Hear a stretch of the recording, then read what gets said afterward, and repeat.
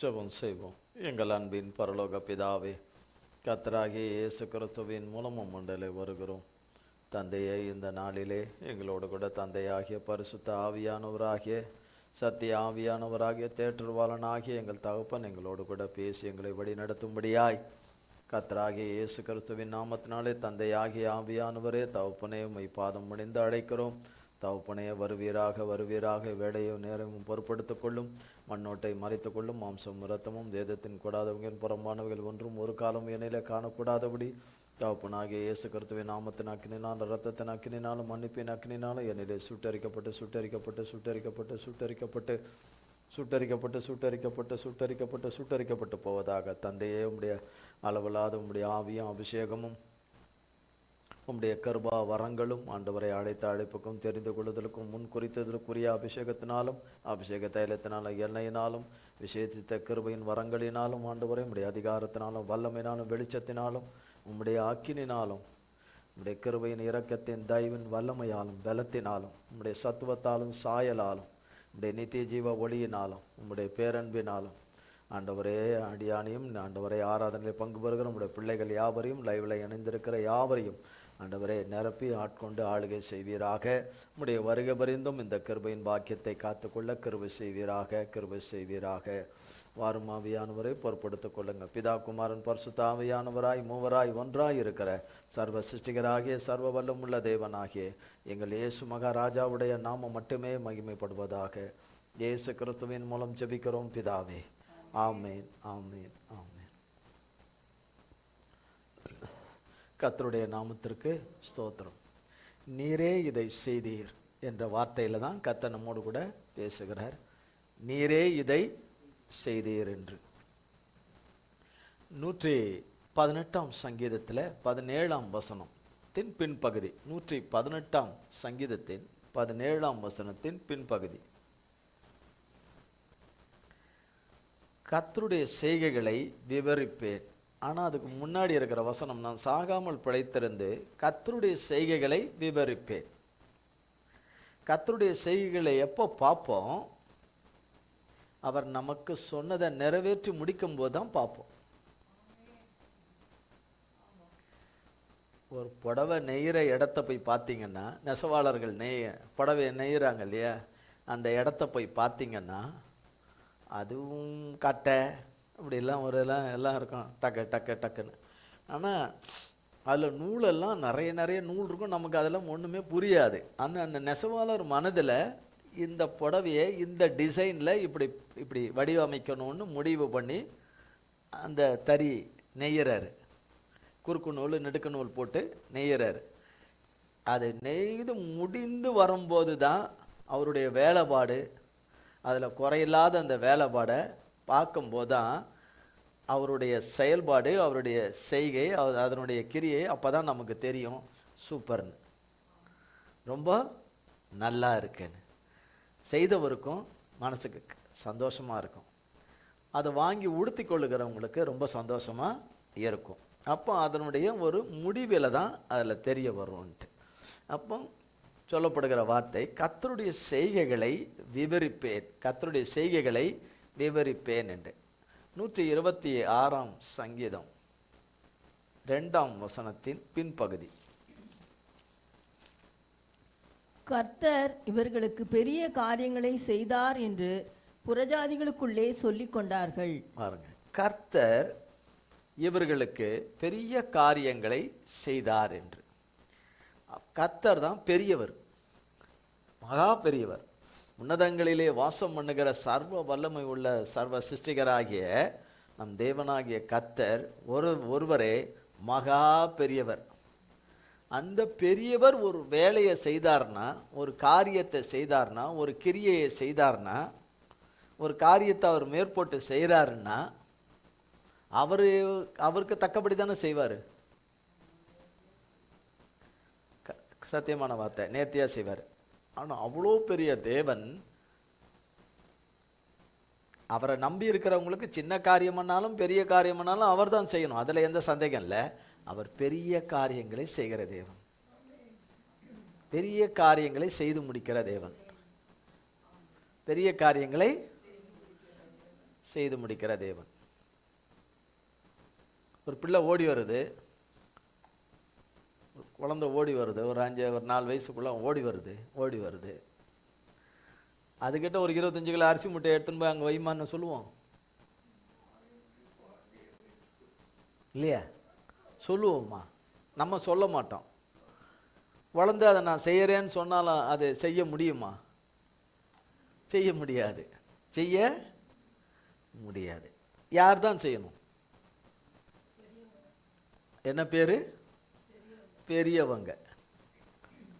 கர்த்தர் எல்லாவற்றுக்கும், அவர் சிருஷ்டித்த சிருஷ்டிப்புக்கும் எல்லாவற்றுக்கும் உயர்ந்தவர், உன்னதமானவர், மேலானவர், மகா மேலானவர். அவர் ரொம்ப பெரியவர். பெரியவரை எந்த விதத்திலும் அவர் எப்படிப்பட்ட பெரியவர் என்றும் நம்மளால ஒப்பிட முடியாது. அவரை எதை கொண்டும் ஒப்பிட முடியாது. அப்படிப்பட்ட பெரியவர் அவர். பெரியவர் அவர். பெரியவர்.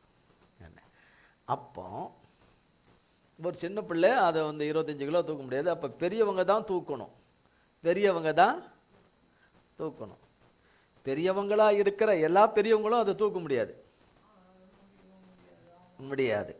அதையும் பார்க்கணும். பெரியவங்களா இருக்கிற எல்லா பெரியவங்களும் அதை என்ன பண்ண முடியாது? தூக்க முடியாது. தூக்க முடியாது. அப்போ தூக்க முடியுன்றவங்க தான் அதை தூக்கி கொண்டு வந்து போட முடியும். கரெக்டாக செஞ்சிட்டாங்களே, கரெக்டாக பண்ணிட்டாங்களே சொல்கிறோம்ல, கரெக்டாக செஞ்சிட்டாங்க, கரெக்டாக செஞ்சிட்டாங்க அப்படின்னும் போது அந்த மகா பெரியவர் அவர் செய்கிற காரியங்களும் அப்படிப்பட்டதாக இருக்கும். அவருக்கு தக்கபடி அவன் இங்கே நம்ம 25 கிலோ தூக்க சொல்கிறோம், ஒருத்தர் 50 கிலோ தூக்க சொல்கிறோம். அதுக்கு மேலே ஒருத்தர் 100 மேலெல்லாம் போக முடியாது. 100, 150, 200 கிலோலாம் தூக்க முடியாது ஒரு ஆளாலெல்லாம். அது எங்கேயோ ஒரு இடத்துல ஏதோ ஒரு இதுக்காக அப்படி சாதனைக்காக பண்ணுவாங்க. எங்கேயாவது ஒன்று டெய்லி தூக்க சொல்லுங்கள், அதெல்லாம் தூக்க முடியாது. அப்போ ஒரு மனிதன், அப்போ அவர் கர்த்தர் எதை தூக்குற? மலையை தூக்கி அப்படி வைக்கிறாருன்னு. எதை? மலையை. மலை சொல்கிறேன், இமய மலைலாம் மலைகளை சொல்கிறோம் இல்லையா? அந்த மாதிரி மலை, பிரம்மாண்டமான மலைகளை அப்படி தூக்கி அப்படி வைக்கிறாருன்னு.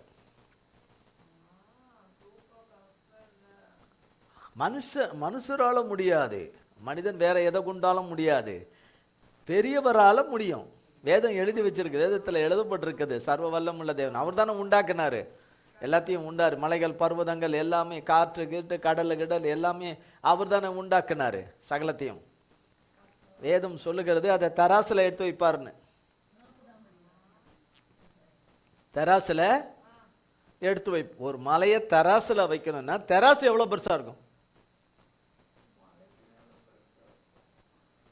தராசுல நிறைய பார்த்துருக்கோம். இப்படி கையில் பிடிச்சி இப்படி தராசுல எடை போகிறதையும் பார்த்துருக்கோம். சிலது கம்பு கட்டி இப்படி போடுற தராசுகளும் இருக்குது. இப்படி கட்டி அது இப்படி போடுற தராசுகளும் இருக்குது. ஆனால் கையில் வேதத்தில் போடப்பட்டிருக்கு அவர் கையில் தூக்கி வச்சிருக்கிறாருன்னு. கையில் தூக்கி வச்சிருக்கிறாருன்னா அவர் கை எத்தனை பலம் உள்ளதாக இருக்கும். என்ன அப்புறம் காற்றை பிடிக்கிறாருன்னு. நம்ம காற்றை பிடிக்க முடியுமா? யாராலையுமே முடியாது. காற்றை கைப்பிடியினால பிடிக்கிறார் என்று சொல்லப்படுகிறது. என்ன சொல்லிட்டு ஒரு அள்ளுனார்னா அப்படி சொல்லப்படுது. ஒரு அள்ளுனார்னா கடல் தண்ணியை ஒரு அள்ளுனார்னா கடல் தண்ணியில கடல் தண்ணி இருக்காது. நீங்க ஒரு பக்கெட்டு தண்ணி கடல்ல எடுத்துட்டு வாங்களா, தண்ணி வத்திரும்.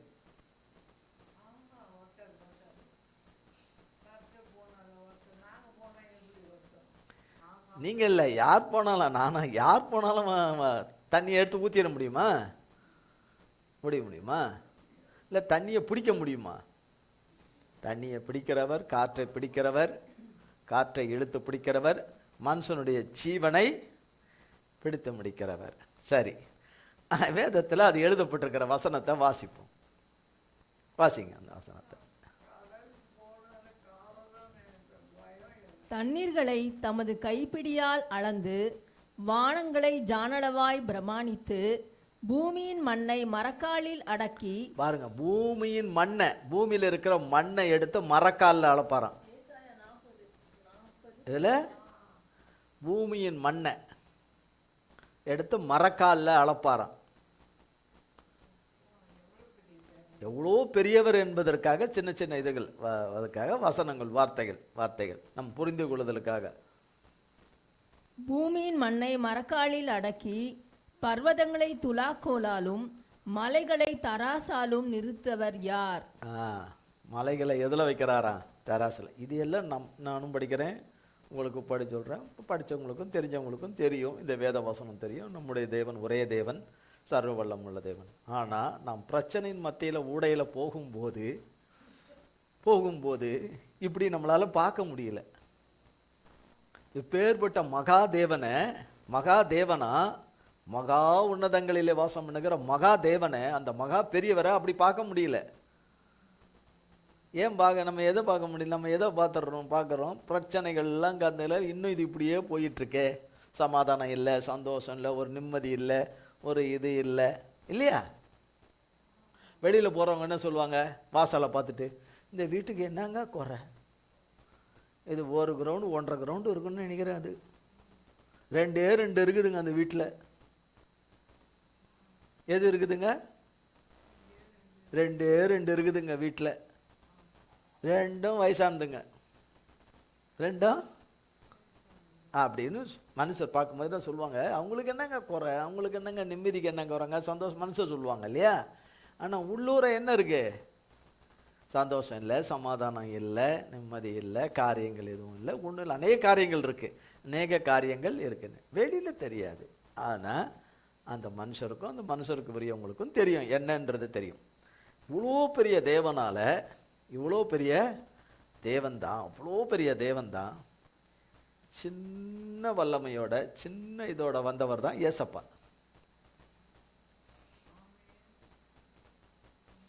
அந்த சின்ன இதில் வந்ததே ஏசப்பா. அவ்வளோ பெரிய காரியத்தை பூமியில் ஏசப்பா செஞ்சாங்க மனுஷனுக்கு. அவர் செய்யாத அற்புதமே இல்லை, செய்யாத அதிசயமே இல்லை. இன்னும் எல்லாவற்றுக்கும் மேலே மனுஷனுடைய பாவத்தை மன்னிக்க வந்த தகப்பன் மன்னிச்சார். நம்ம எல்லாருடைய பாவத்தை சிலுவையில் மன்னிச்சார். நம்ம மீறுதல்கள், அக்கிரமங்கள் எல்லாவற்றையும் சிலுவையில் சுமந்து தீர்த்தார். இது யாராலும் முடியாது. அப்படிப்பட்ட பரிசுத்த தேவன் தம்முடைய பரிசுத்த ரத்தத்தை சிந்தி இதையெல்லாம் செஞ்சார். இந்த தெராசு இதெல்லாம் காட்டிலும் அது விளையாட பெற்றது கல்வாரி சிலுவை மரணமும் உயிர்த்ததலும். இந்த தெராசு, இந்த பர்வதங்கள், துலாக்கோல், இதை காட்டிலும் மகா பெரியவர் செஞ்சது மகா பெருசு. நம் மேல் வைத்த அன்பு, கல்வாரி அன்பு மகா பெருசு.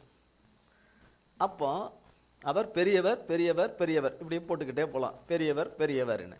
அதை தான் 126ஆம் சங்கீதம் சொல்கிறது. கர்த்தர் இவர்கள் என்று சொன்னால் இந்த பூமியில் அவரை நம்பி இருக்கிற ஜனங்கள், அவரை நம்பி இருக்கிற மக்கள், அவரை நம்பி இருக்கிற பிள்ளைகள் அவர்களுக்கு கர்த்தர் பெரிய காரியங்களை செய்தார் என்று புறஜாதி மக்கள் சொல்லிக் கொண்டார்கள்.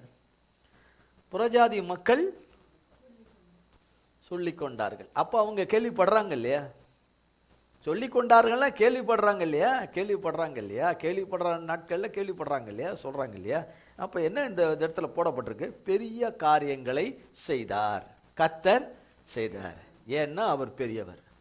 அவர் ஒருத்தர் தான் பெரியவர். 2, 3, 4 பேர்லாம் கிடையாது. அவர் ஒருத்தர் தான் பெரியவர். அடுத்தது அதிலே 3ஆம் வசனத்தின் பின்பகுதி, முன்பகுதி. 126ஆம் சங்கீதம் 3ஆம் வசனத்தின் முன்பகுதி. கர்த்தர் நமக்கு பெரிய காரியங்களை செய்தார். பாருங்க, அங்கு சொல்லப்பட்டது இவர்களுக்கு என்று சொல்லப்பட்டது. இங்கு சொல்லப்பட்டது நமக்கு கர்த்தர் பெரிய காரியங்களை செய்தார் என்று. கர்த்தர் செய்தார் என்று. 138ஆம் சங்கீதம் 5ஆம் வசனம்.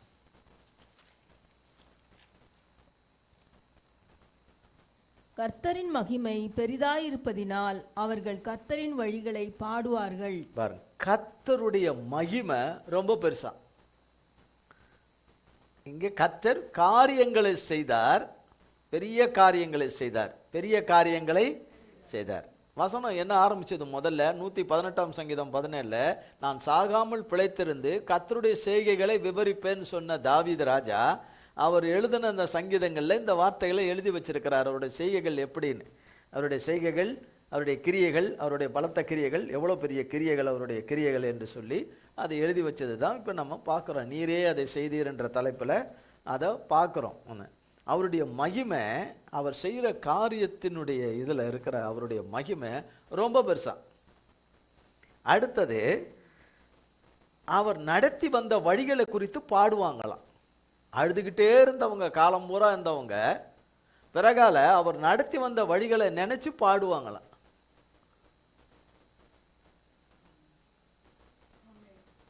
புரியுதுங்களா? பாடுவாங்களாம். அடுத்தது 139 சங்கீதம் 14 வசனம். 139 சங்கீதம் 14. நான் பிரமிக்கத்தக்க அதிசயமாய் உண்டாக்கப்பட்டபடியால் உம்மை துதிப்பேன். உமது கிரியைகள் அதிசயமானவைகள், அது என் ஆத்துமாவுக்கு நன்றாய் தெரியும். தாவீது சொல்லுகிறார், கர்த்தர் பெரியவர் செய்கிறது பிரமிக்கத்தக்க விதத்தில் இருக்கும், அதிசயமாக இருக்கும், அதிசயமாக இருக்கும், பிரமிக்கத்தக்க விதத்தில் இருக்கும், அதிசயத்தக்க விதமாக இருக்கும், மகிமையாக இருக்கும். என்னவா இருக்கும்? மகிமை பொருந்தினதாய் இருக்கும், மகிமை பொருந்தினதாய் இருக்கும் என்று. 143 சங்கீதம் 5 வசனம். பூர்வ நாட்களை நினைக்கிறேன், உமது செய்கைகளை எல்லாம் தியானிக்கிறேன், உமது கரத்தின் கிரியைகளை யோசிக்கிறேன். இங்கேயும் சொல்றார், உங்களுடைய செய்கைகளை நான் தியானிக்கிறேன். நீர் இது வரைக்கும் நம்ம அது பண்ணாததுனால தான் இருக்கிற ஆளை, கிடைக்கிற ஆளெல்லாம் பிடிச்சி நம்ம குதறி எடுக்கிறோம். கர்த்தரை பார்க்காததுனால தான், கர்த்தரோடு கூட இடைபடாததுனால தான், கர்த்தரோடு கூட பேசிட்டு கர்த்தரையும் துதிச்சுக்கிட்டு, அதனால தான் சொல்றது, கர்த்தரை துதிக்கிற வாயில வேற வேற வார்த்தைகள் வராது. வேறு நம்ம நினச்சிட்டு இருப்போம் அடுத்தவங்களெல்லாம் பயங்கரமா இது பண்ணுதுன்னா, அது அவங்கள அழிச்சிரும், பேசுறவங்கள தான் அழிச்சிரும். அதுதான் சாத்தான் தந்திரம், பேசுறவங்கள தான் அழிச்சிடும், பேசுறவங்கள தான் அழிச்சிடும். இங்க தாவீது ஒரு வார்த்தை, ஏதாவது ஏடா கூடமா சொல்ற வார்த்தைகள் ஏதாவது இருக்குதா பாருங்க, ஒண்ணு கூட இருக்காது, ஒண்ணு கூட இருக்காது. கர்த்தருடைய பெரிதான கிருபையில. 147 சங்கீதம் 5 வசனம். நம்முடைய ஆண்டவர் பெரியவரும் மகாபலமுள்ளவருமாய் இருக்கிறார், அவருடைய அறிவு அளவில்லாதது. பாருங்க, நம்முடைய ஆண்டவர் பெரியவராய் இருக்கிறார். நம்முடைய ஆண்டவர் அந்த பெரியவர், பெரியவர், பெரியவர், மகா பலன் உள்ளவராய் இருக்கிறார், மகா பலன் உள்ளவராய் இருக்கிறார். அவருடைய அறிவை அளவிடப்பட முடியாது. அவர் அவருடைய பிள்ளைகளை வழி நடத்தி வருகிற வழியினுடைய காரியங்களும் அதை குறித்த எந்த விதத்திலும் அறிந்து கொள்ள முடியவே முடியாத அறிவு அவருடைய அறிவு. யாருடைய அறிவு? மனுஷனுக்கு அறிவையும் புத்தியும் கொடுத்த, ஞானத்தை கொடுத்த கர்த்தருடைய அறிவு. கர்த்தருடைய அறிவு அவ்வளோ பெருசு. அவர் மகா பலன் உள்ளவர், மகா பெரியவர். அந்த மகா தேவனானவர் மகா பெரியவர், மகா பெரியவர், பெரியவர்.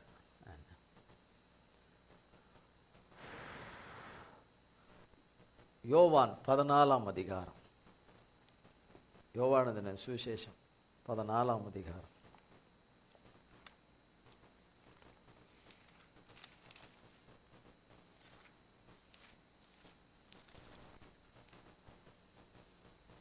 பன்னெண்டாம் வசனம்.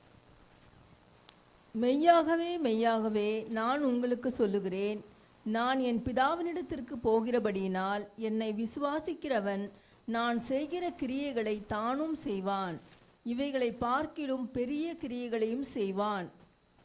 பார்த்தீங்களா? இது ஏசப்பா சிலுவைக்கு போகிறதுக்கு முன்னாடி யோவான் 14 அதிகாரத்தில் 12 மெய்யாகவே மெய்யாகவே. இந்த மெய்யாகவே மெய்யாகவேன்னு சொன்னால் ரொம்ப உறுதி. ஒரு தடவை சொன்னாலே உறுதி தான். அதில் மெய்யாகவேன்னு ஒன்று சொன்னால் அது உறுதி, ரொம்ப உறுதி. அதுலேயும் மெய்யாகவே மெய்யாகவேன்னு சொன்னால் இன்னும் உறுதி. மெய்யாகவே மெய்யாகவே நான் உங்களுக்கு சொல்லுகிறேன், நான் என் பிதாவினிடத்துக்கு போகிறபடியினால் என்னை விசுவாசிக்கிறவன் நான் செய்கிற கிரியைகளை தானும் செய்வான். யார் செய்கிற கிரியையை? ஏசப்பா செய்கிற கிரியைகளை அவருடைய ஆவியும் அபிஷேகத்தையும் அவருடைய அழைப்பையும் தெரிந்து கொள்ளப்பட்ட பிள்ளைங்க, எதுக்குன்னு தெரிந்து கொள்ளப்பட்ட பிள்ளைங்க அவர் செய்கிற பிரகாரமாகவே செய்வாங்களாம். யாரால? அவர் இல்லாமல் செய்ய முடியாது. அவரால் தான், அவரோட இருந்து அவர் இருந்து செய்கிற காரியம் செய்வான். இவைகளை பார்க்கலாம் அப்படின்னா கர்த்தர் இதுகாரும் அவர் தம்முடைய இதில் செஞ்சு கொண்டு வந்ததை காட்டிலும் பெரிய காரியங்களை செய்வான்னு சொல்றாரு. அதுதான் இந்த கடைசி காலங்களில் கர்த்தர் செய்ய போகிற காரியங்கள்.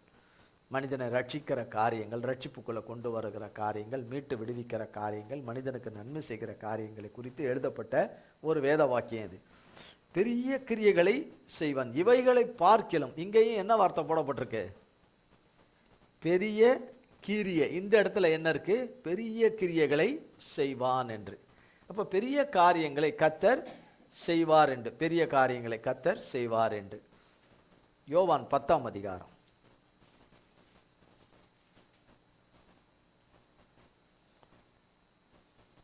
27, 28, 29.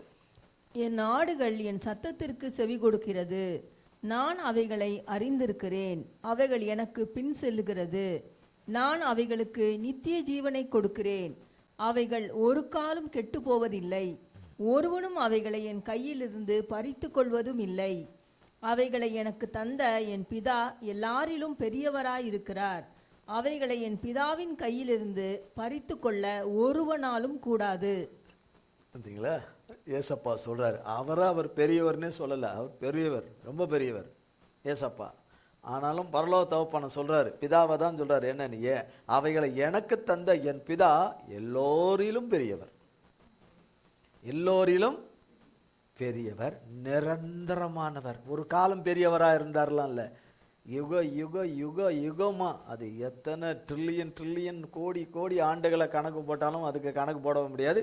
அத்தனை காலத்துக்கும் அதுக்கு பிறகு எத்தனை ட்ரில்லியன் கோடி ஆண்டுகள் வந்தாலும் அவர் தான் நிரந்தரமான பெரியவர், மகா பெரியவர், நிரந்தரமானவர். பூமியில எல்லாம் நிரந்தரம் சொல்றதெல்லாம் நிரந்தரமே கிடையாது. சொல்றவங்களும் நிரந்தரம் கிடையாது, சொல்ற எந்த காரியமும் நிரந்தரம் கிடையாது.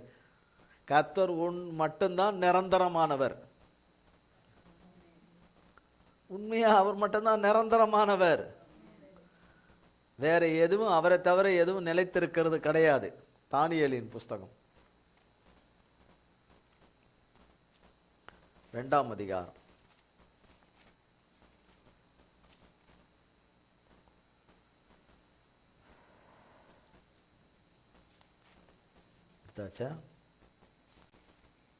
1ஆம் வசனத்திலிருந்து.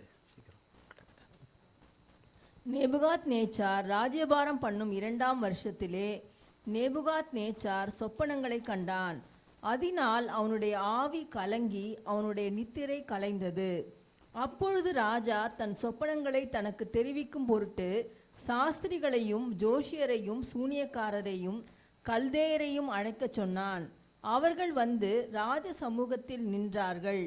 ராஜா அவர்களை நோக்கி, ஒரு சொப்பனம் கண்டேன். அந்த சொப்பனத்தை அறிய வேண்டும் என்று என் ஆவி கலங்கி இருக்கிறது என்றான். அப்பொழுது கல்தேயர் ராஜாவை நோக்கி, ராஜாவே, நீர் என்றும் வாழ்க. சொப்பனத்தை உமது அடியாருக்கு சொல்லும், அப்பொழுது அதன் அர்த்தத்தை விடுவிப்போம் என்று சீரிய பாஷையிலே சொன்னார்கள். ராஜா கல்தேயருக்கு பிரதியுத்தரமாக, என்னிடத்திலிருந்து பிறக்கிற தீர்மானம் என்னவென்றால், நீங்கள் சொப்பனத்தையும் அதன் அர்த்தத்தையும் எனக்கு அறிவியாமற் போனால் துண்டித்து போடப்படுவீர்கள். உங்கள் வீடுகள் எருக்களங்களாக்கப்படும். சொப்பனத்தையும் அதன் அர்த்தத்தையும் தெரிவித்தீர்களே ஆகில் என்னிடத்தில் வெகுமதிகளையும் பரிசுகளையும் மிகுந்த கனத்தையும் பெறுவீர்கள். ஆகையால் சொப்பனத்தையும் அதன் அர்த்தத்தையும் எனக்கு தெரிவியுங்கள் என்றான். அவர்கள் மறுபடியும் பிரதியுத்தரமாக, ராஜா அடியாருக்கு சொப்பனத்தை சொல்வாராக, அப்பொழுது அதன் அர்த்தத்தை விடுவிப்போம் என்றார்கள். அதற்கு ராஜா பிரதியுத்தரமாக, என்னிடத்திலிருந்து தீர்மானம் பிறந்தபடியினாலே நீங்கள் கால தாமதம் பண்ண பார்க்கிறீர்கள் என்று நிச்சயமாக எனக்கு தெரிய வருகிறது. காலம் மாறும் என்று நீங்கள் எனக்கு முன்பாக பொய்யும் புரட்டுமான விசேஷத்தை சொல்லும்படி எத்தனம் பண்ணி இருக்கிறீர்கள். நீங்கள் சொப்பனத்தை எனக்கு தெரிவிக்காமற் போனால் உங்கள் எல்லாருக்கும் இந்த ஒரே தீர்ப்பு பிறந்திருக்கிறது. ஆகையால் சொப்பனத்தை எனக்கு சொல்லுங்கள், அப்பொழுது அதன் அர்த்தத்தையும் உங்களால் காண்பிக்க கூடும் என்று அறிந்து கொள்ளுவேன் என்றான். கல்தேயர் ராஜ சமூகத்தில் பிரதியுத்தரமாக, ராஜா கேட்கும் காரியத்தை அறிவிக்கத்தக்க மனுஷன் பூமியில் ஒருவனும் இல்லை. பார்த்தேன். இது நம்ம நிறைய முறை பார்த்துருக்கோம், தேவ கிருபையில் பார்த்துருக்கோம். உங்களுக்கு அது இப்போ கேட்டாலும் அத்துப்படியாக சொல்லுவீங்க, அது வேற. நேபுகாத் நேச்சார் என்கிற ராஜா அநேக ராஜ்யங்களுக்கு ராஜாவாக இருக்கிறான். நூற்றுக்கணக்கான தேசங்களுக்கு ராஜாவாக இருக்கிறான். ஒரு தேசம் இல்லை, அநேக தேசங்களுக்கு ராஜாவாக இருக்கிறான். அவனுக்கு ஒரு சொப்பனம் வருது. கர்த்தர் தான் அந்த சொப்பனத்தை கொடுக்குறார். கர்த்தர் தான் அந்த சொப்பனத்தை கொடுக்கிறார். சொப்பனங்களிலே இது ஒரு பிரம்மாண்டமான ஒரு சொப்பனம். இது தேவன் தந்த பெரிய சொப்பனம். என்ன சொப்பனம்? பெரிய சொப்பனம். பல நூறு, பல ஆயிரமான ஆண்டுகளை உள்ளடக்கின ஒரு சொப்பனம். நம்ம சொப்பனன்றது இப்படின்றது அப்படி போவோம், இல்லை ஒரு வாரம், இல்லை ஒரு சில மாதம், அல்லது வருடங்கள், அவ்வளோதான் சொப்பனங்கள், அநேகருடைய சொப்பனங்கள். ஆனால் இந்த சொப்பனம், தேவன் தந்த இந்த சொப்பனம் பல ஆயிரமான ஆண்டுகள் கழித்தும் நிறைவேற போகிற ஒரு சொப்பனம். சில நூற்றாண்டுகள்லேயும் நிறைவேறுகிற சொப்பனமும் அதில் இருக்குது. பல ஆயிரம் ஆண்டுகள் கழித்து நிறைவேற வேண்டியவைகளும் இதில் இருக்குது. இப்படி அநேக காரியங்களை உள்ளடக்கினது. ராஜா அவ்வளோ வருஷம் உயிரோட இருப்பானா? 1000 வருஷம் உயிரோட இருப்பானா ராஜா? 100 வயதுக்கு மேலே கிடையாது. எத்தனை வயது? 100 வயசுக்கு மேலே கிடையாது. 100 வயசுக்கு மேலே கிடையாது. அதுக்கு மேலே ராஜாவை தூக்கி கொண்டு போய் ஒரு மூலையில் உட்கார வச்சிருவாங்க. ஏன்னா அவரால் எதுவும் பண்ண முடியாது. அவரால் அப்படி இருந்தாலும், உயிரோடு இருந்தாலும் அவரால் என்ன பண்ண முடியாது? பலனா இருந்து, வயசாகி போச்சு, பலனா இருந்து ஒன்றும் பண்ண முடியாது. அப்படின்னா தேவன் அநேக காரியங்களை பூமியிலே அவர் நடப்பிக்கிற காரியங்களை உள்ளடக்கி இந்த சொப்பனத்தை கொடுக்கிறார். இந்த சொப்பனத்தை அப்பனா இவன் பல விதங்களில் சொப்பனங்களை பார்க்குறவனா இருந்திருக்க கூடும். ஆனால் கர்த்தர் முதல் முறையில் இவனுக்கு கொடுக்குறாரு இந்த சொப்பனத்தை. இந்த நேபுகாத் நேச்சார் மேலே அவ்வளவு பிரியம்லாம் கிடையாது. அவ்வளோ பிரியம் வச்சு அவன் மேலே ஒரு பெரிய அவன் எல்லாரை காட்டிலும் அதிக நேசத்தை, அன்பை வச்சு அவன் மேலே அப்படியே பொடிஞ்சி அவன் அப்படின்ற அடிப்படையிலெல்லாம் கிடையாது. அவருடைய காரியத்துக்காக இதை கொடுக்கிறவர் தான் பெரியவர். இதே இந்த சொப்பனம் மகா பெருசுன்னா அதை கொடுக்கிறவர் அதை காட்டிலும் பெரியவர். இந்த ஒரு பெரிய சொப்பனத்தை கொடுக்குறாரு. அவர் குட்டி சொப்பனங்கள்லாம் நிறைய பார்த்து அதில் நல்லா வைத்த கழுவிட்டு இருந்தவங்கலாம் நிறைய பேர், ஜோசியர், சாஸ்திரிகள், கல்தேயர்கள், குறி சொல்கிறவனுங்க, நாள் பார்க்குறவன், இவனுங்க எல்லாரும் இதில் பொழைச்சிட்டு இருந்தானுங்க. அவ்வளோ பேரும் ராஜா கிட்ட வெகுமதி வாங்கிக்கினே பார்த்துன்னு எல்லாம் பண்ணாங்க. அவனுங்க எல்லாம் ராஜா பார்த்ததெல்லாம் சொன்னதெல்லாம் தேவன் தந்தது கிடையாது. தேவன் தர்றாரு சொப்பனத்தை. அந்த சொப்பனத்தை. அப்போ தேவன் தந்தா, தேவன் தான் அந்த சொப்பனத்தின் அர்த்தத்தை சொன்னாதான் தெரியும், இல்லைன்னா தெரியாது. அல்லது தேவன் அவருடைய பிள்ளைங்க கிட்ட அந்த சொப்பனத்தை சொல்லி அந்த அர்த்தத்தை சொன்னாதான் அவருடைய பிள்ளைங்களுக்கு தெரியும், இல்லைன்னா தெரியாது. இது ரெண்டா தவிர வேற எதுவும் தெரியாது. இப்போ விளங்குச்சா? தேவன் தந்த இந்த விசேஷித்தமான சொப்பனம், சொப்பனமும் அதன் அர்த்தத்தையும் தேவன் சொன்னால் ஒழிய, அல்லது இதை பார்த்த இந்த ராஜா சொல்லலாம், இந்த சொப்பனத்தை நான் பார்த்தேன், இப்படி எனக்கு கொடுத்தாரு, நான் பார்த்தேன்னு. ஆனால் அர்த்தம் ராஜாவுக்கு தெரியாது. அர்த்தம் தெரியாது. சொப்பனம் தேவன் கொடுத்தவருக்கு தெரியும், அர்த்தம் அவருக்கு தெரியும். சொப்பனமும் அதன் அர்த்தத்தையும் அவருடைய பிள்ளைங்களுக்கு அவர் சொன்னாதான் தெரியும், இல்லைன்னா தெரியாது. இப்போ விளங்கிட்டா? தெரியுமா? தெரியாது. இப்போ ராஜா ஒரு சொப்பனம் பார்த்து கூப்பிடுறாருன்னா எல்லாரும் சந்தோஷமாக ஓடி வந்திருப்பானுங்க. இப்போ நான் முதல்ல சொல்லிட்டேன்னா வந்திருக்கிறவங்க ஒரு 1000 பேர்னு வச்சுங்களேன், மேலே இருப்பாங்க. 1000 பேர்னு சும்மா சொல்கிறேன், குறைச்சி ஒரு 1000 பேர்கிட்ட வந்திருப்பாங்க. அதை சொல்லிட்டு வந்திருப்பாங்க. சொல்ல வரும்போது நான் முதல்ல சொல்லிட்டா, வீட்டில் கிளம்பி போயிருப்பாங்க, வீட்டிலேருந்து கிளம்பியிருப்பாங்க. சொல்லிட்டு என்னென்னு இன்னைக்கு போய் சொல்ல போகிறா, ராஜா தான் சொல்ல போகிறாரா, நீங்கள் நான் முதல்ல சொல்லிட்டு இந்த பரிசை நான் வாங்கிட்டு வந்துடுறேன். என்னென்னு? ஆனால் அங்கே பரிசு என்ன வச்சிருக்கிறான் ராஜா? ராஜா நான் சொப்பனம் பார்த்தேன், அந்த சொப்பனத்தையும் அது அர்த்தத்தை நீ சொல்லலைன்னா இப்போ எனக்கு தெரியாது, நான் சொல்லலை அப்படின்னு கழட்டிக்க முடியாது. இதுதான் பிரச்சனையே அந்த சொப்பனத்தில், ராஜாவை விட்ட உத்தரவில். இப்போ எனக்கு தெரியாது ராஜா, எனக்கு தெரியாது, எனக்கு உங்கள் சொப்பனம் எனக்கு தெரியாது. அது சொப்பனம் சொல்ல மாட்டேங்கிறீங்க, ஆனாலும் சொப்பனத்தை நீங்கள் சொல்ல மாட்டேங்கிறதுனால எனக்கு தெரியாது. நீங்கள் சொப்பனத்தை சொல்லாதனால எனக்கு அர்த்தமும் தெரியாது, அர்த்தமும் தெரியாது. ஆளை விட்டுடுங்கன்னு போக முடியாது. இப்படி மாட்டிக்கிட்டானுங்க. அது மட்டும் இல்லை, உங்கள் வீடுகளும் எருக்களமாக்கப்படணும்னா அவனை சேர்ந்த குடும்பத்தாரையும் கொண்டுடுவேன். இப்போ இந்த பரிசு அங்கே சொல்ல முடியுமா வீட்டில் இவன்? அப்போ அவனுங்க எவ்வளோ பெரிய கலக்கத்தில், எவ்வளோ பெரிய திகில்ல இருந்திருப்பானுங்க. அவ்வளோ பேரும் மொத்த பேரும் அந்த அரண்மனையில் இருக்கவனுங்கன்னா இருப்பாங்க. இவ்வளோ நல்ல ராஜாவை ஏமாற்றி தின்னுட்டு இருந்தானுங்க, நல்ல தொப்பையை போட்டுக்கிட்டு நல்லா ஏமாத்திட்டு இருந்தானுங்க, இப்போ வசமாக மாட்டிக்கினானுங்க. அந்த அரண்மனையில் இருப்பாங்கல்ல மற்றவங்க எவ்வளோ பேர் இருக்காங்க, ராஜாவுடைய ஆட்கள் எவ்வளோ பேர் இருக்காங்க. இப்போ அவங்களாம் என்ன பண்ணுங்க, ஏய் நான் பெரியவன், சாத்திரியில் நான் தான் பெரியவன், ஜோசியத்தில் நான் தான் பெரிய, இவங்களும் பாருங்க நான் பெரியவன், இவன் இதில் பெரியவன், அவன் அந்த துறையில் பெரியவன், இவன் இந்த துறையில் பெரியவன், இவன் நாள் பார்க்கறதுல பெரியவன், இவன் நாடி பார்க்கறதுல பெரியவன், இவன் கைரேகை பார்க்கறதுல பெரியவன், இவன் பெரியவன் அவன் பெரியவன், எல்லா பெரியவனுங்களும் அங்கே வந்து நின்றுட்டானுங்க. அவங்கள காட்டில ராஜா பெரியவர், தேசத்தை ஆளுகிறவர். அவருக்கு சொப்பனம் தெரியும், அர்த்தம் தெரியாது. ஆனால் அந்த சொப்பனத்தை பரவாயில்ல, தெரியலனாலும் பரவாயில்லன்னு சொல்லிட்டு போகிற மாதிரி சொப்பனம் இல்லை. ஏன்னா ராஜா கலங்கி போயிருக்கிறான், ராஜா அலறி போயிருக்கிறான். இது அர்த்தம் தெரிஞ்சே ஆகணும் என்கிற விதத்தில் இந்த சொப்பனத்தை தேவன் தந்துட்டார். இந்த சொப்பனத்தை அப்போ இவங்க சொல்கிறாங்க, ராஜா இந்த சொப்பனத்தை சொல்றதுக்கு பூமியில் ஒரு ஆள் கூட கிடையாதுன்றாங்க. என்னன்னு சொல்கிறாங்க? ஆனால் கர்த்தர் யாரை வச்சிருக்காரு? அவருடைய பிள்ளையாகிய தானியேலை அங்கே வச்சிருக்கிறார். யாரை வச்சிருக்காரு? அவருடைய ஆவியை பெற்ற, அவரோடு கூட சஞ்சரிக்கிற, உறவாடுகிற, ஐக்கியமாக இருக்கிற தகப்பனோடு கூட மகன் ஐக்கியமாக இருப்பது போல, மகன் தகப்பனோடு ஐக்கியமாக இருப்பதில்ல, அப்படி தகப்பனும் மகனுமா தானியேலும் கர்த்தரும் ஐக்கியமாக இருக்காங்க. அப்படி ஒரு மகனை அங்கே வச்சிருக்கிறார். இந்த தானியேலுக்காகவே இந்த சொப்பனத்தை கொடுத்துருக்காரு. அவருடைய மகனுக்காக ஒரு பக்கம், அவருடைய மகனுக்காக இன்னும் அநேக காரியங்கள். இன்னும் இந்த தானியேல்ல 2ஆம் அதிகாரத்தில் எழுதப்பட்டிருக்கிற சொப்பனத்தினுடைய இன்னும் ஒரு பகுதி பூமியில இன்னும் நிறைவேறல.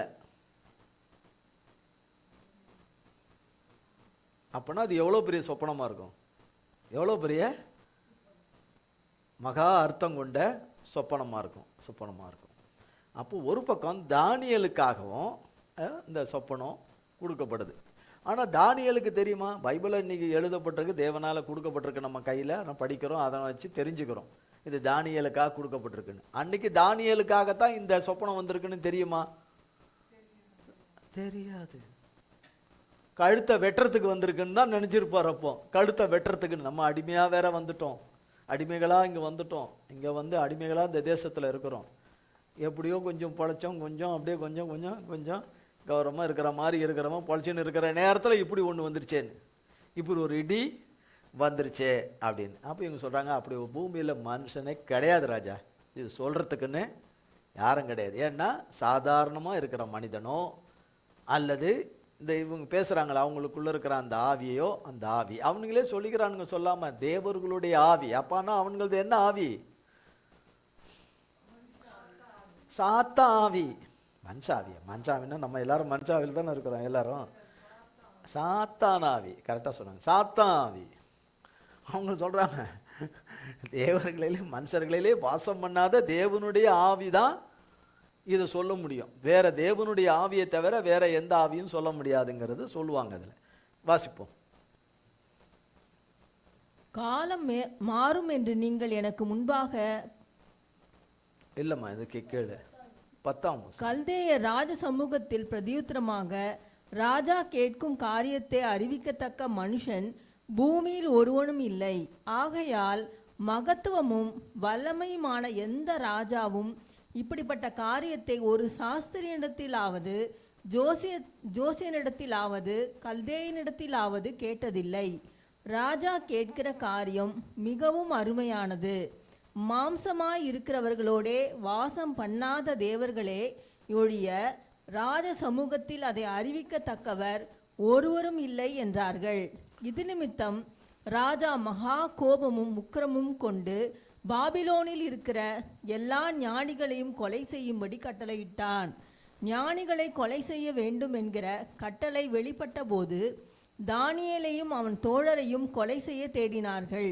பாபிலோனின் ஞானிகளை கொலை செய்ய புறப்பட்ட ராஜாவினுடைய தலையாரிகளுக்கு அதிபதியாகிய ஆரியோகோடே தானியேல் யோசனையும் புத்தியுமாய் பேசி, இந்த கட்டளை ராஜாவினால் இத்தனை அவசரமாய் பிறந்ததற்கு காரணம் என்ன என்று ராஜாவின் சேர்வைக்காரனாகிய ஆரியோகினிடத்தில் கேட்டான்.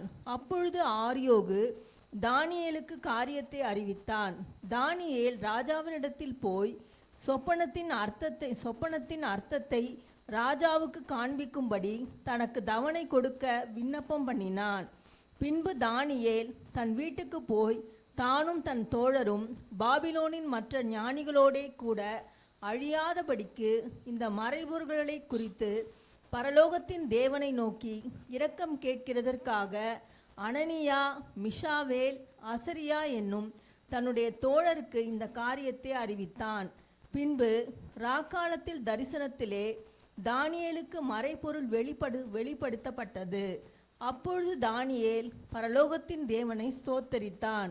பின்பு தானியேல் சொன்னது, பாருங்க ஒரு நிமிஷமா பாருங்க. இப்போ ராஜாவுக்கு கொடுத்த அந்த சொப்பனத்தை இப்போ தானியேலுக்கு கொடுத்துட்டார். ராஜாவுக்கு கொடுத்ததுக்கும் தானியேலுக்கு கொடுத்ததுக்கும் என்ன?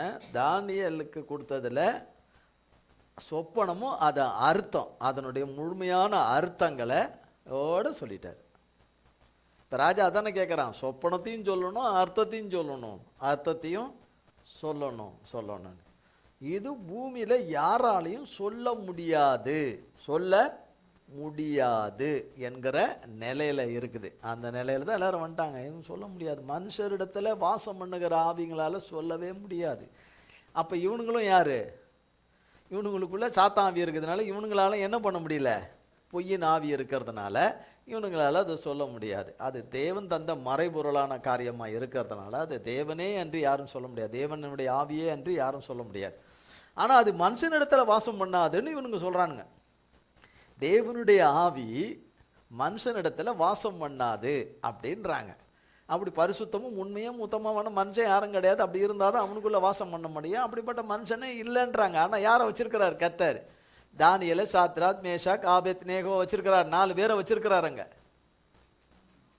அதில் பிரதானமாக தானியேலை வச்சிருக்கிறாரு.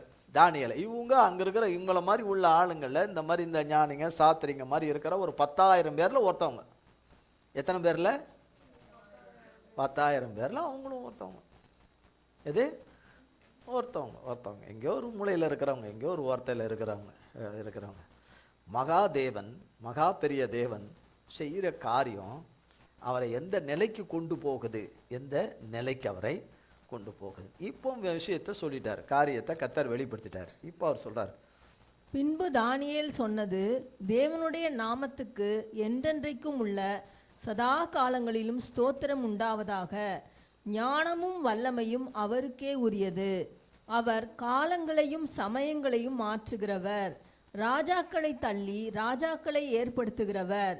ஞானிகளுக்கு ஞானத்தையும் அறிவாளிகளுக்கு அறிவையும் கொடுக்கிறவர். அவரே ஆழமும் மறைபொருளுமானதை வெளிப்படுத்துகிறவர். இருளில் இருக்கிறதை அவர் அறிவார், வெளிச்சம் அவரிடத்தில் தங்கும்.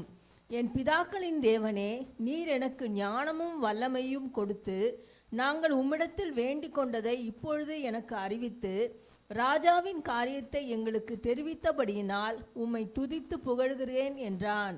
பின்பு தானியேல் பாபிலோனின் ஞானிகளை அழிக்க ராஜா கட்டளையிட்ட ஆரியோகனிடத்தில் போய், பாபிலோனின் ஞானிகளை அழிக்காதேயும், என்னை ராஜாவின் முன்பாக அழைத்து கொண்டு போம், ராஜாவுக்கு அர்த்தத்தை தெரிவிப்பேன் என்று சொன்னான். அப்பொழுது ஆரியோகு தானியேலை ராஜாவின் முன்பாக தீவிரமாய் அழைத்து கொண்டு போய் சிறைப்பட்டு வந்த யூதேயா தேசத்தாரில் ஒரு புருஷனை கண்டுபிடித்தேன், அவன் ராஜாவுக்கு அர்த்தத்தை தெரிவிப்பான் என்றான். ராஜா பெல்தெஷாத்சார் என்னும் நாமமுள்ள தானியேலை நோக்கி, நான் கண்ட சொப்பனத்தையும் அதன் அர்த்தத்தையும் நீ எனக்கு அறிவிக்க கூடுமா என்று கேட்டான். தானியேல் ராஜ சமூகத்தில் பிரதியுத்தரமாக, ராஜா கேட்கிற மறைபொருளை ராஜாவுக்கு தெரிவிக்க ஞானிகளாலும் ஜோஷியராலும் சாஸ்திரிகளாலும் குறி சொல்லுகிறவர்களாலும் கூடாது.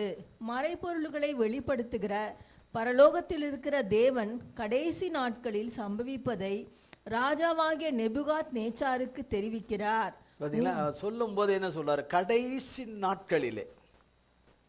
என்ன நாட்களிலே? கடைசி நாட்களிலே. கடைசி நாட்களில் யோவேல் 2ஆம் அதிகாரத்தில் எழுதப்பட்டிருக்கு. கடைசி நாட்களிலே மாம்சமான யாவர் மேலே என் ஆவியை ஊற்றுவேன். அந்த கடைசி நாள் என்றது கடைசி கால எழுப்புதல்.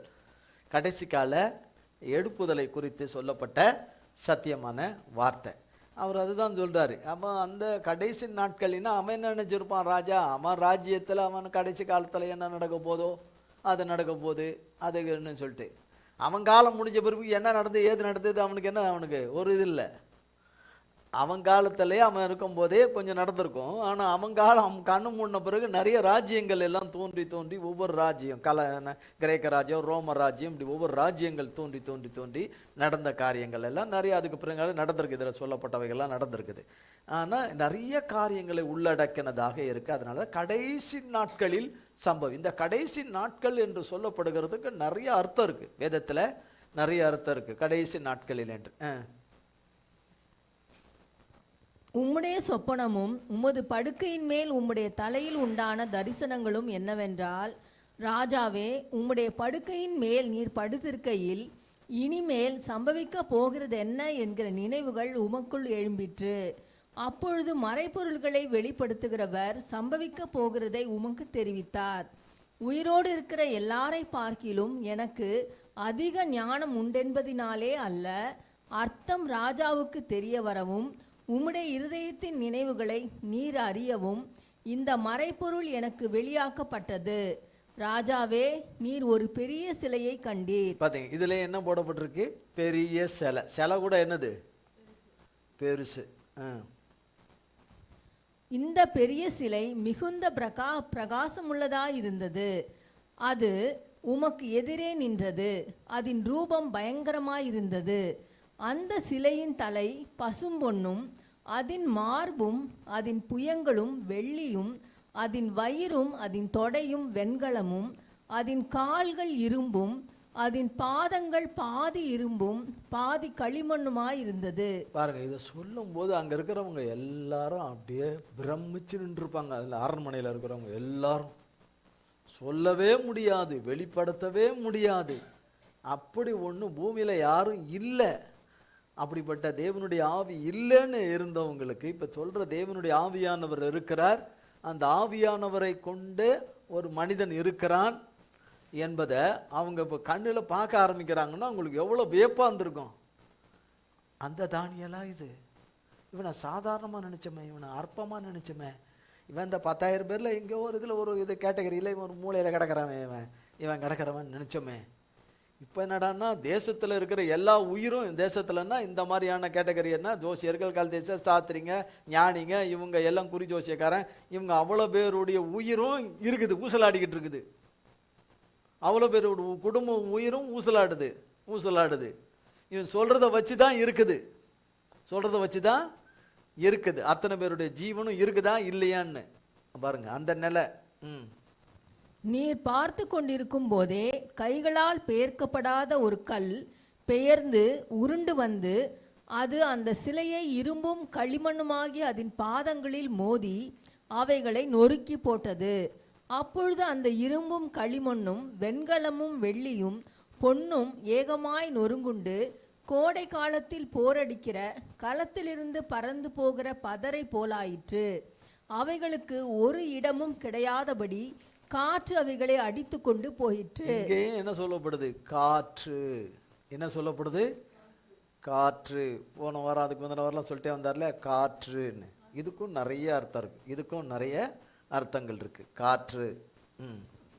ஒரு காற்று அவைகளை அடித்து கொண்டு போயிற்று. சிலையை மோதின கல்லோவென்றால் ஒரு பெரிய பர்வதமாகிய பூமியை எல்லாம் நிரப்பிற்று. இதுவும் என்னது? பெரிய பர்வதமாகி பூமி முழுசும் நிரப்பிற்று. பெரிய பர்வதமாகி. பெரிய தேவன், ஒரே தேவன் செய்கிற காரியத்தை குறித்து சொல்றாரு. 36ஆம் வசனம். சொப்பனம் இதுதான், அதன் அர்த்தத்தையும் ராஜ சமூகத்தில் தெரிவிப்போம். ராஜாவே, நீர் ராஜாதி ராஜாவாய் இருக்கிறீர். பரலோகத்தின் தேவன் உமக்கு ராஜரீகத்தையும் பராக்கிரமத்தையும் வல்லமையையும் மகிமையையும் அருளினார். சகல இடங்களிலும் உள்ள மனுபுத்திரரையும் வெளியின் மிருகங்களையும் ஆகாயத்து பறவைகளையும் அவர் உமது கையில் ஒப்பு கொடுத்து உம்மை அவைகளையெல்லாம் ஆளும்படி செய்தார். பொன்னான அந்த தலை நீரே. உமக்கு பிறகு உமக்கு கீழ்த்தரமான வேறொரு ராஜ்யம் தோன்றும். பின்பு பூமியை எல்லாம் ஆண்டு கொள்ளும் வெண்கலமான 3ஆம் ராஜ்யம் ஒன்று எழும்பும். 4வது ராஜ்யம் இரும்பை போல உரமாயிருக்கும். இரும்பு எல்லாவற்றையும் எப்படி நொறுக்கி சின்ன பின்னமாக்குகிறதோ அப்படியே அது நொறுக்கி போடுகிற இரும்பு போல அவைகளை எல்லாம் நொறுக்கி தகர்த்து போடும்.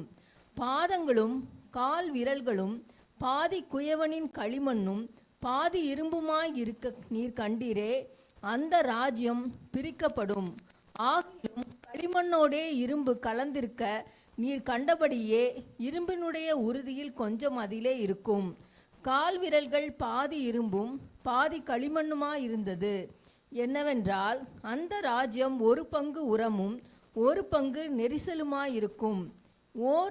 நீர் இரும்பை களிமண்ணோடே கலந்ததாக கண்டீரே. அவர்கள் மற்ற மனுஷரோடே சம்பந்தம் கலப்பார்கள். ஆகிலும் இதோ களிமண்ணோடே இரும்பு கலவாதது போல அவர்கள் ஒருவரோடு ஒருவர் ஒட்டி கொள்ளாதிருப்பார்கள். அந்த ராஜ்யங்களின் நாட்களிலே பரலோகத்தின் தேவன் என்றென்றைக்கும் அழியாத ஒரு ராஜ்யத்தை எழும்ப பண்ணுவார். அந்த ராஜ்யம் வேறே ஜனத்துக்கு விடப்படுவதில்லை. ஒரு கல் கையால் பெயர்க்கப்படாமல் மலையிலிருந்து பெயர்ந்து உருண்டு வந்து இரும்பையும் வெண்கலத்தையும் களிமண்ணையும் வெள்ளியையும் பொன்னையும் நொறுக்கினதையும் நீ கண்டீரே. அப்படியே அது அந்த ராஜ்யங்களையெல்லாம் நொறுக்கி நிர்மூலமாக்கி தானோ என்றென்றைக்கும் நிற்கும். இனிமேல் சம்பவிக்க போகிறதை மகாதேவன் ராஜாவுக்கு தெரிவிக்கிறார். சொப்பனமானது நிச்சயம், அதன் அர்த்தம் சத்தியம் என்றான். இப்போ 46 பாருங்க, 46, 47, 48. அப்பொழுது ராஜாவாகிய நெபுகாத் நேச்சார் முகங்குப்புற விழுந்து. ராஜா குப்புறம் விழுந்துட்டார். இப்போ என்ன ராஜா பார்த்தது ராஜாவுக்கு தெரியும். அர்த்தம் இவ்வளவு இருக்கு. ஆனா அங்க சொல்லப்பட்ட அர்த்தம் ஒரு 100 இருக்குன்னா அதுல 25 தான் சொல்லியிருக்கிறாரு தானியேல். மீதி 75 சொல்லலை. அவ்வளோதான் அங்கே சொல்லப்பட வேண்டியது. அவ்வளோதான் ராஜா முன்னாடி சொல்லப்பட வேண்டியது, ராஜ சமூகத்தில் சொல்லப்பட வேண்டியது என்னவோ அது வரைக்கும் தான் அங்கே சொல்லப்பட்டிருக்கு. அங்கே சொல்லப்படாத அநேக காரியங்களை தானியேல் சொல்லவில்லை. தானியேல் சொல்லவில்லை. அப்பொழுது ராஜாவாகிய நெபுகாத் நேச்சார் முகங்குப்புற விழுந்து தானியேலை வணங்கி அவனுக்கு காணிக்கை செலுத்தவும் தூபம் காட்டவும் கட்டளையிட்டான். ராஜா தானியேலுக்கு முன்னாடி காலில் தானியேலை நினைச்சிருக்க மாட்டாரு. தானியேலை சேர்ந்த நண்பர்களும் நினைச்சிருக்க மாட்டாங்க. அரண்மனையில இருக்கிற அத்தனை பேரும் நினைச்சிருப்பாங்களா? நினைச்சு பார்க்காத ஒரு பெரிய காரியம் எங்க நடக்குது? தானியேல் வாழ்க்கையில கண்ணு முன்னாடி நடக்குது. கண்ணு முன்னாடி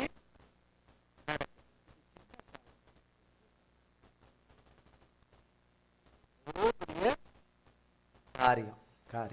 ஆனா அவருக்கு தெரியாது. அன்னைக்கு சொல்ல போறாரு ராஜா வெகுமதி என்னன்னு சொல்றாரோ அந்த வெகுமதி அவங்களுக்கு ஆண்டவர் கடவுள் கொடுக்குறாரு. அது வாங்கிட்டு வர போறாரு. அவ்வளவுதான். அது என்ன வெகுமதிகளோ அந்த வெகுமதிகள் பரிசாம என்னென்ன சொன்னானோ அதுதான் நினைச்சிருப்பார். அப்ப இவங்க நினைச்சிருப்பாங்க ராஜா கிட்ட இருந்து வெகுமதி வாங்க கொடுக்க போறார் ராஜா இவனுக்கு, அவன் சொன்னதை விட அதிகமா கொடுக்க போறாருன்னு. ஆனா அதை காட்டிலும் தேவன் தானியேலுக்கு என்ன வச்சிருந்தாரோ அது அங்க நடக்குது பாருங்க.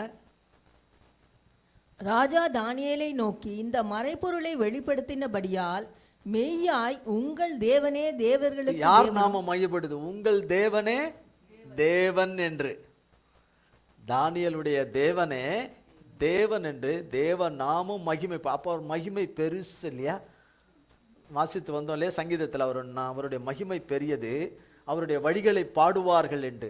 அப்ப தானியேல் என்ன நினைச்சிருப்பார்? கர்த்தர் வழிநடத்தி வந்த பாதைகள் எல்லாம் சிறுமையும் கஷ்டமும் நெரிஞ்சலும் வேதனைகளும் நிறைந்த ஒரு அடிமைத்தனமான ஒரு வாழ்வு. ஆனாலும் அதுல கொஞ்சம் பிழைக்க கொள்ள, 3 வேளை பிழைக்க கொள்ள, ஊடுத்தி கொள்ள போக்குவரமா இருக்கிற ஒரு கொஞ்சம் ஸ்திரியான நிலைக்கு இருக்கிறோமே, அதுவே பெரிய காரியம் நினைச்சிருப்பாரு.